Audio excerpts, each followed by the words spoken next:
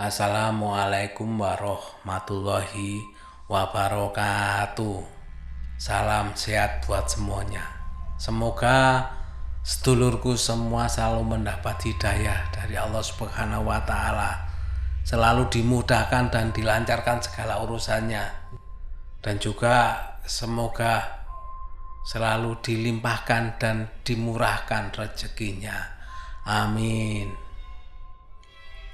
Untuk kali ini Pak D akan membawakan cerita dari Mas Adit. Beliau akan menceritakan kejadian-kejadian yang aneh yang dialami oleh adik neneknya atau tante ibunya, tantenya dari ibunya Mas Adit ini. Dan kejadiannya sekitar tahun 80-an. Tapi sebelum ke ceritanya ya, terlebih dulu seperti biasa Pak diingatkan ya, bagi yang belum subscribe Dongeng Tengah Malam, monggo sedulurku di subscribe dulu Dongeng Tengah Malam. Jangan lupa klik like-nya dan juga tulis komentarnya. Dan yang di Spotify, jangan lupa follow Dongeng Tengah Malam ya, supaya tetap bisa mengikuti cerita terbaru dari Pak D Alvan. Cerita ini didapat dari ibunya Mas Adit. Sebut saja tantenya ibunya itu Mbok Sarmi ya namanya. Keluarga Mbok Sarmi itu bisa dibilang adalah sebuah keluarga yang cukup kaya raya di masa itu, tahun 80-an.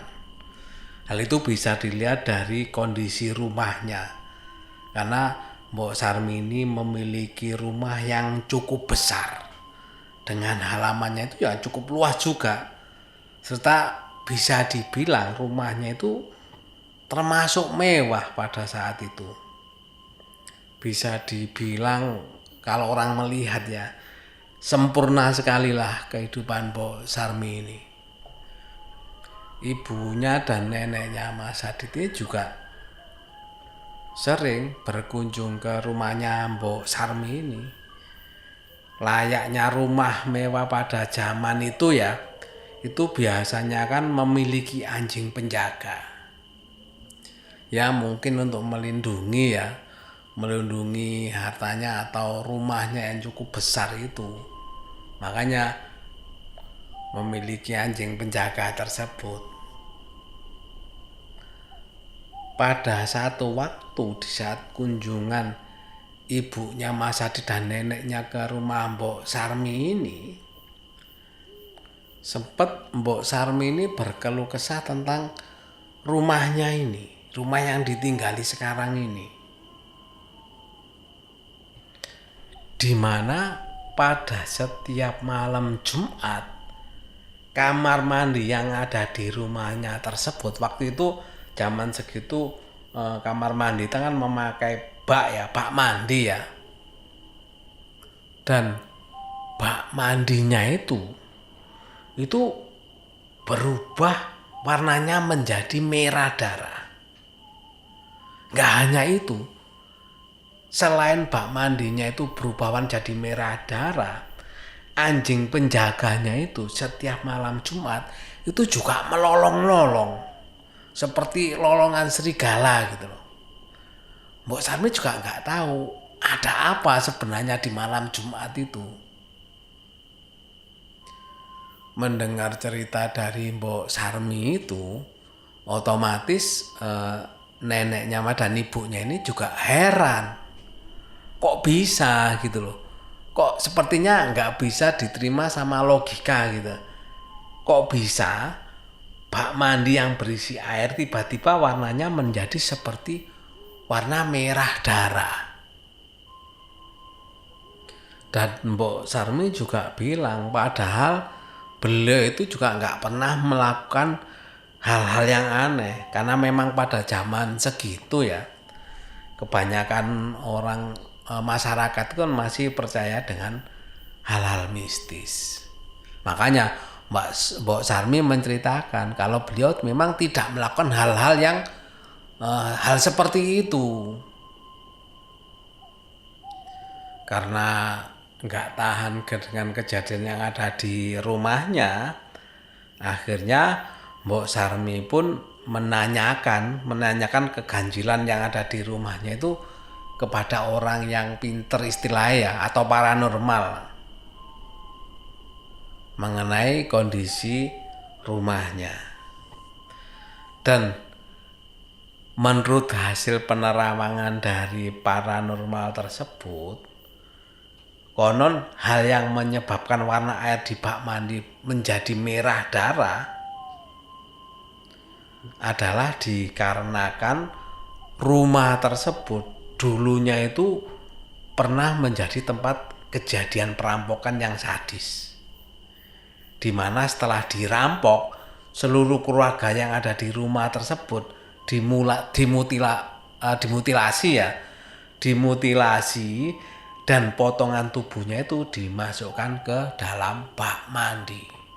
Memang sih rumah yang ditempati Mbok Sarmi itu memang dibeli, bukan bangun dari awal ya Mbok Sarmi, memang membeli dari bekas rumah orang yang sudah pernah menempati. Makanya Mbok Sarmi juga nggak tahu asal usul dari rumah itu, sehingga kata paranormal tersebut bak mandi tersebut menjadi terlumuri oleh darah.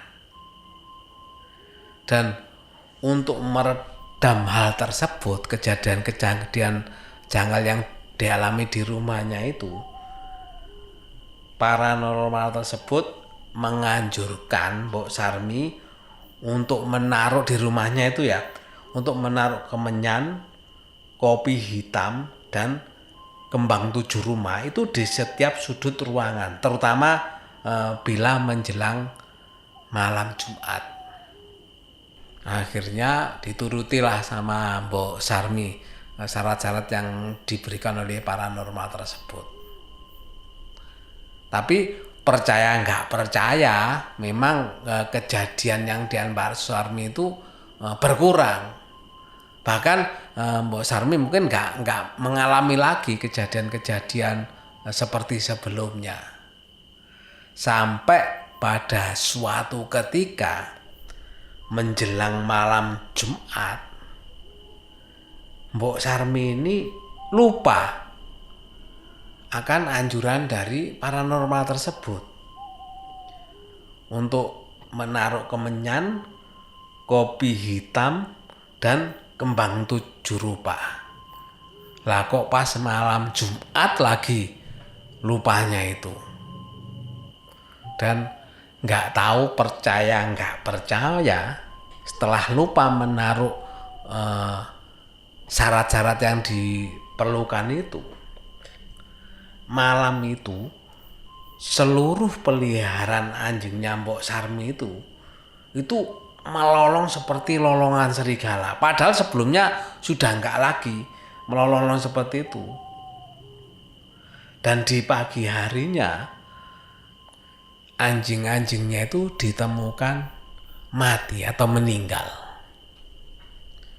Bahkan di malam itu katanya Mbok Sarmi, di dapurnya itu terdengar suara ribut-ribut. Jadi suaranya seperti ada pecahan-pecahan piring yang ada di dapurnya itu.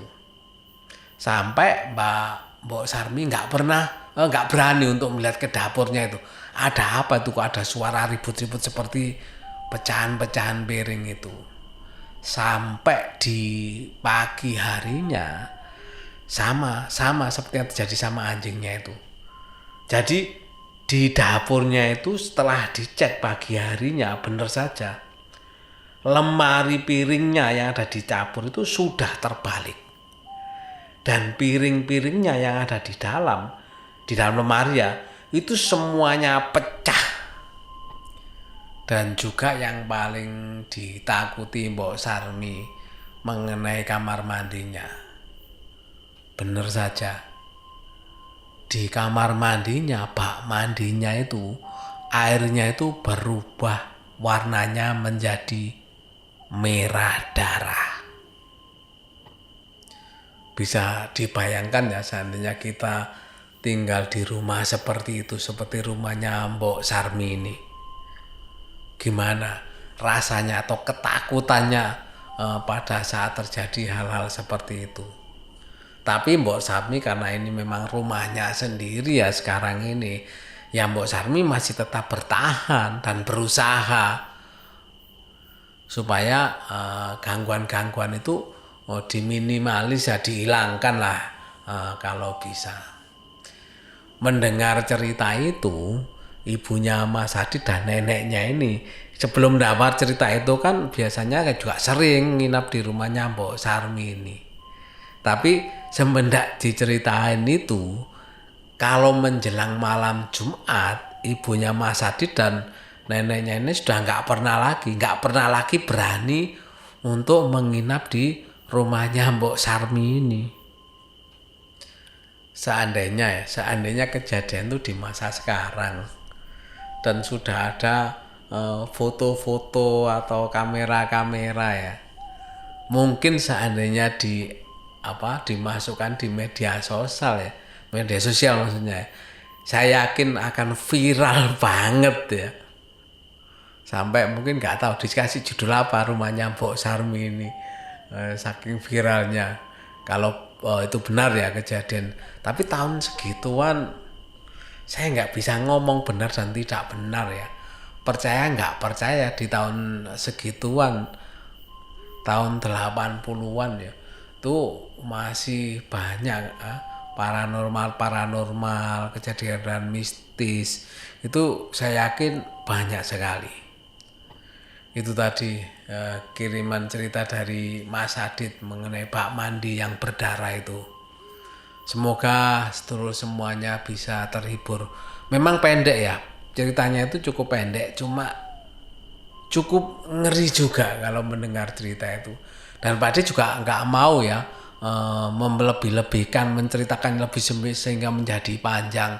Karena nanti sifatnya saya khawatir ya, nanti dikira seperti mengada-ada. Jadi cukup saya bawakan seperti apa yang diceritakan sama Mas Adit, karena kebetulan memang ibunya Mas Adit ini mendapat cerita langsung dari tantenya, adiknya neneknya ini ya, dari Mbok yang kita sebut namanya Mbok Sarmi. Itu tadi real story dari cerita tahun 80-an. Saya ucapkan terima kasih Mas Adit untuk kiriman ceritanya ya. Cukup ngeri juga sih Pak Adit membawakan cerita dari Mas Adit ini. Untuk sedulurku semuanya yang mungkin ingin berbagi seperti Mas Adit ya, monggo bisa kirim ceritanya via email. Emailnya catat ya, dongengtengahmalam@gmail.com. Monggo bisa kirim cerita di alamat email tersebut. Tidak lupa juga saya ucapkan terima kasih kepada sedulurku semuanya yang selalu setia mendengarkan cerita dari Pak D. Mudah-mudahan sedulurku semuanya selalu mendapat barokah rezeki, barokah umurnya, dan selalu dimudahkan semua usahanya. Amin. Terakhir seperti biasa ingatkan yang belum subscribe, monggo subscribe dulu ya Dongeng Tengah Malam. Yang di Spotify monggo di follow dulu Dongeng Tengah Malam. Sampai ketemu di cerita berikutnya. Saya akhiri, wassalamualaikum warahmatullahi wabarakatuh.